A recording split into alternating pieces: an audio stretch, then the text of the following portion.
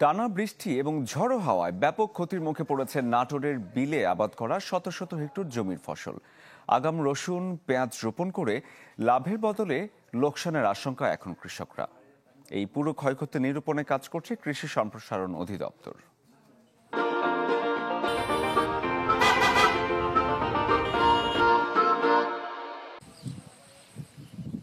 কাঁচা পাকা ধান লুটোপুটি খাচ্ছে পানিতে, কোথাও ভাসছে কাটা ধান। কৃষকরা বলছেন অধিকাংশ আমন ধান পেকে গেছে। এমন সময় ঝড় বৃষ্টিতে ফলন নামবে অর্ধেকে। সকল ধান জমিতে পড়ে গেছে এবং অনেক ধান টেকা যাচ্ছে।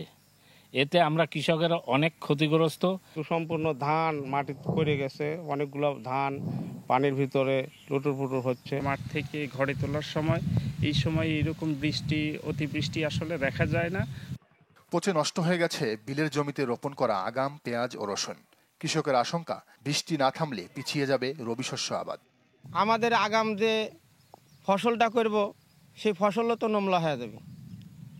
আমাদের আবাদ করা তখন সমস্যা হয়ে যাবে, যেমন শস্য, গম, ভুট্টা যাই করি জমিতে পানি। হাজার হাজার বিঘা জমি আমাদের লাগানো হয়ে গেছিল, সে জমিগুলো এখন নষ্ট হয়ে যাচ্ছে শুধু বৃষ্টির কারণে।